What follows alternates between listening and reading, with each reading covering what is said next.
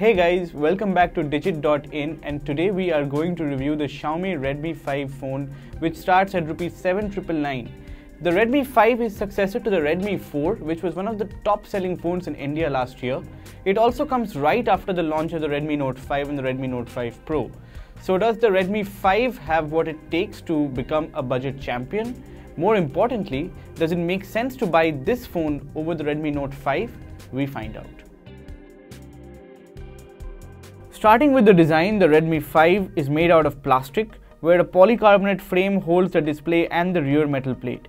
The top and bottom are also made out of plastic, which allows adequate signal reception. The camera is placed centrally at the back with the LED flash and the fingerprint sensor right below. The Redmi 5 is the first Xiaomi smartphone under Rs 10,000 to sport an 18:9 aspect ratio display. The phone has a lot of spare space both on the top and bottom, while the sides have a distinct black but slim border around the display. Nevertheless, the curved corners makes the phone feel nice to hold and easy to grip. The only problem that the Redmi 5 has is that it uses an older micro USB port and a hybrid SIM slot. The Redmi 5 has a 5.7-inch HD Plus display, which looks decent considering the price it is offered at. The taller aspect ratio gives more screen real estate to work with, but it doesn't necessarily make the phone compact, as it should be the case because of the extra bezels.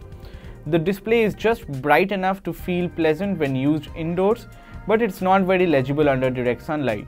Xiaomi does offer an adaptive display option which tweaks the color temperature and contrast based on ambient light, but its effectiveness is hit or miss at best. The standard mode will lower down the brightness but is more color accurate. Talking about the UI, you get the latest MIUI 9 based on Android 7.1.2 Nougat.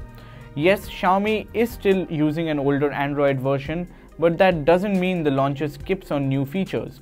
You do get the expected split screen support and other Nougat-centric features. MIUI looks more like the iOS layout than Android's. The apps are all dumped on the home screen, and after a few months of use, it does feel cluttered. There's a content space where you swipe left from the home screen, which houses the Smart App Launcher that presents relevant shortcuts based on your location and activity, a note taker, and widgets for cricket scores, calendars, and the likes. Talking about performance, you get an octa-core Qualcomm Snapdragon 450 chipset underneath, which is akin to the architecture of the Snapdragon 625, having been built on the same 14nm manufacturing process. The phone could handle the newly launched PlayerUnknown's Battlegrounds with ease, although under low graphics settings, but there was hardly any lag, and I even managed to get a chicken dinner while playing it. Benchmark results will show the Redmi 5 is clearly faster than its predecessor as well as other Snapdragon 430 powered phones. Its multi-core performance is almost as good as the Mi A1, which was one of the top performing phones last year. The Redmi 5 has a 12 megapixel primary camera with f2.2 aperture. The camera on the Redmi 5 was disappointing to say the least. While every aspect of the phone has improved over its predecessor, the camera has lagged behind. The f2.2 aperture results in darker shots with aggressive noise reduction. It isn't really the worst we have seen on a budget phone, but knowing how Xiaomi likes to push the boundaries, the camera leaves a lot to be desired. Daytime shots are decent enough to be social media worthy. They are low on contrast and the colors aren't at all accurate, but pleasant nonetheless. There's also a slight shutter lag even when there's enough light, and HDR isn't turned on by default. The camera is quite capable of taking macro shots which are detail rich. It does take some time to focus properly, but when it does, you will be quite pleased with the results. Smaller aperture means less light, and that almost sums up the phone's low light capability. Having said that, the camera algorithm does reduce some of the noise, but the overall result is disappointing. The camera fails to capture the details and contrast is hardly there.